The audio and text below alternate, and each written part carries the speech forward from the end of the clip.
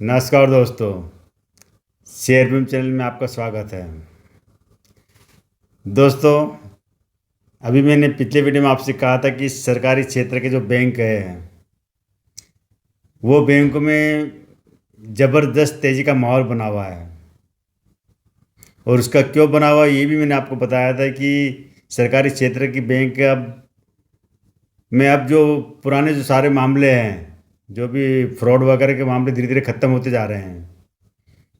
और जो सरकार बैंकिंग सेक्टर में सुधार की जो कोशिश कर रही है उसका रिजल्ट भी सामने है कि किस तरह से मतलब आप देखिए सारे से बैंक, जितने भी सरकारी क्षेत्र के बैंक है, सब में तेज़ी आ रही है। तो आज मैं केवल बात कर रहा हूँ आपके लिए, क्योंकि सबकी बात तो पहले बता चुका। आज मैं बात कर रहा हूँ केवल बैंक ऑफ बड़ौदा की। ये बैंक सरकारी क्षेत्र का दूसरा सबसे बड़ा बैंक है एसबीआई के बाद, या दूसरा है तीसरा जो भी हो, लेकिन है बहुत बड़ा बैंक है। इसका मार्केट कैप भी ज़बरदस्त है, रेवेन्यू भी ज़बरदस्त है। और अभी इन्होंने पिछले जो क्वार्टर में जो रिजल्ट दिया उस रिजल्ट में भी इनकी करीब दुगना प्रॉफिट आया है सामने। इनका रेवेन्यू भी दुगना बढ़ा है, 7,000 करोड़ से 14,000 करोड़ तक पहुंच गया इनका रेवेन्यू। और दूसरी बात ये है कि इन्होंने अभी 5.5 रुपये प्रति शेयर डिविडेंड की घोषणा की है, तो वो भी लोगों को उसका फ़ायदा मिला, इन्वेस्टरों को।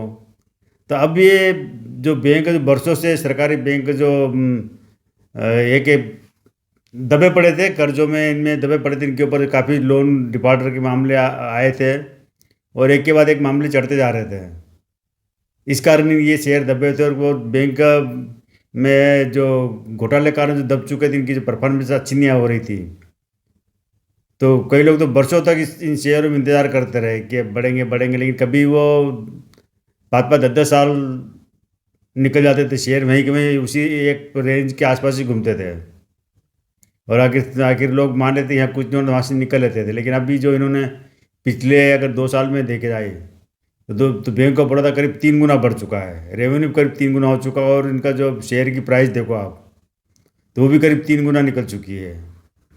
तो आने वाले 1-2 साल में ये यहाँ से भी डबल टिबल होने का चांस है, क्योंकि अब इनका बिजनेस बढ़ रहा है, बिजनेस काफ़ी बढ़ रहा है बैंक का। और जो पुराने जो मामले थे जो डिफॉल्टर, उसमें से भी इनकी जो रिकवरी कुछ आने लगी है। और जो कस्टमर बेस भी बढ़ रहा है, साथ ही इनको दूसरी तरह के जो फ़ायदे मिलना चाहिए वो भी मिल रहे हैं।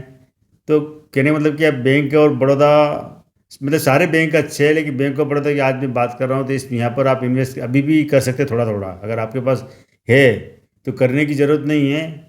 और मतलब अगर सस्ते रेट पे लिए तो आप थोड़ा बहुत अगर प्रॉफिट अगर बुक करना चाहे तो कर सकते हैं। लेकिन नहीं भी करें तो कोई दिक्कत नहीं, आगे जाके आपको वो भी अच्छा रिटर्न दिलाएंगे। लेकिन थोड़ा वेट करना पड़ेगा, क्योंकि ये जो सरकारी क्षेत्र के बैंक होते हैं ना, ये थोड़े से धीरे गति से चलते हैं। ये नहीं केवल जितने भी बैंक होते हैं सारे सरकारी और प्राइवेट है, इनका जो सारा बिजनेस ही ब्याज पर टिका होता है। तो उसी आधार पे धीरे धीरे मतलब बढ़ते हैं आगे। लेकिन कई बार क्या होता है कि 10 पॉइंट चढ़ जाते हैं और 20 पॉइंट गिर जाते हैं।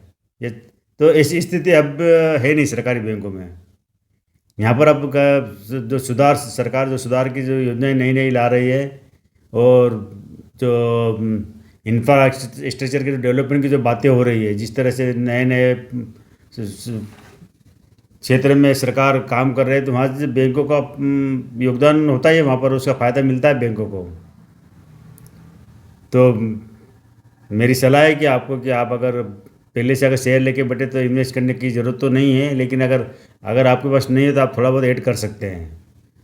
और लेकिन बस एक बात जरूर इसमें, भाई शेयर मार्केट है तो रिस्क जोन भी, मतलब उस तरह भी थोड़ी नज़र रखना पड़ेगी आपको। रिस्क किस तरह की हो सकती है कि जब भी किसी भी अगर एक बैंक में, सरकारी क्षेत्र किसी भी एक बैंक में कोई अगर बड़ा 10-20 हज़ार करोड़ का कोई फ्रॉड निकल के आता है, तो उसमें क्या होता है कि सारे बैंक चपेटे में आ जाते हैं। क्योंकि अभी की इनके जो पुराने जो जख्म हैं वो भरे नहीं हैं, केवल उसके ऊपर मलहम लगी है और वो ऊपर से तो भरे दिख रहे हैं। लेकिन जब भी ऐसे मौके आएंगे ना, तो इनके वो जो पुराने जो जख्म वापस हरे हो जाएंगे। ये होता है क्योंकि जो डिफॉल्टर लोग होते हैं, जो बैंक का पैसा लेके भागते ना, जो बड़े बड़े, ये एक बैंक से नहीं लेते, ये कई बैंकों में चूना लगा जाते हैं। तो एक के बाद एक वो सभी बैंकों का चूना बाहर निकल के आता है। तो वो आपको वो एक रिस्क जोन पे आपको ध्यान रखना जरूरी है कि जब किसी भी सरकारी बैंक में अगर कोई बड़ा 10-20 हज़ार करोड़ का कोई डिफॉल्टर सामने आता है, उस समय आपको यहाँ से मतलब तेज़ी से निकलना है। क्योंकि आप सोचोगे यार हमारे बैंक का अभी कोई खबर ही नहीं आई है, केवल उसी बैंक का मामला है, तो ऐसा नहीं होता है, क्योंकि ये सारे बैंक में कई लपेटे में आ जाते हैं। आप देख लो पीछे जितने भी अगर देखोगे जो डिफॉल्टर के मामले उसमें सबसे पहले नाम चाहे किसी SBI का चाहे किसी और बैंक का है, PNB का है, लेकिन धीरे धीरे मालूम पड़ता है कि दूसरे बैंक भी उसके चपेटे में हैं, वहाँ से उन्होंने कर लोन उठा रखा है। अभी आपने देखा होगा जेट एयरवेज के मामले में कि 4-5 साल बाद अचानक से जब इनके जेट एयरवेज के सारे मामले निपटने वाले थे, तब एक कम बिक भी गया, वो खरीद भी लिया उसको दूसरों ने। उसके बाद केनरा बैंक ने आरोप लगाया कि 538 करोड़ का फ्रॉड करके गए हैं। नया मामला सामने आ गया है। तो ऐसा भी होता है। तो कई बार पुराने जो जख्म होते हैं ना, वो रिस कर बाहर आते हैं। हालांकि सरकार और RBI सब बहुत सतर्क है इस मामले में। अब मतलब लोन देने वाले की या जिन जो लोन लेके बैठे हैं उनके रिकवरी के वगैरह सरकार की एक तरह से पूरी तरह सतर्कता बरती हुई है। लेकिन फिर भी कोई बड़ा डिफॉल्टर कोई सामने आता है तो वहाँ पर आपको संभल के रहना पड़ेगा। फिलहाल तो अभी तक तो कोई ऐसा नज़र आता नहीं कि कुछ होगा, लेकिन फिर भी आप इसमें बैंक ऑफ आगे ये जो बैंक ऑफ बड़ौदा का शेयर है, ये करीब करीब आपको ये मान के चलिए कि 200 की क्रॉस कर जाएगा। अभी 184-85 चल रहा है। और जिस 2 साल के अंदर इन्होंने जो रिकवरी दी है, जो जिस तरह से ये बढ़ा है, उस आधार पर मैं कह सकता हूँ कि ये करीब 200 के बाहर निकलने की तैयारी कर रहा है। और निकल भी जाएगा, हो सकता है 1 आध महीने लगे या 2 महीने लगे, 200 के ऊपर निकल जाएगा ये।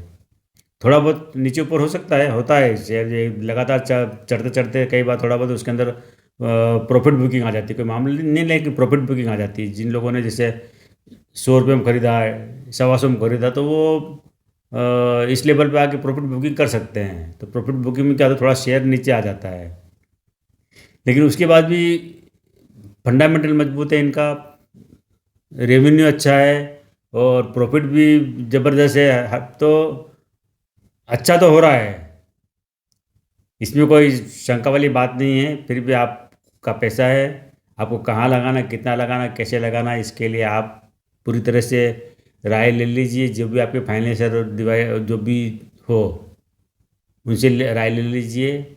और रिस्क जोन जो शेयर मार्केट है, यहाँ पर आप हमेशा कमाने के बजाय रिस्क पर भी ध्यान रखना बहुत ज़रूरी है।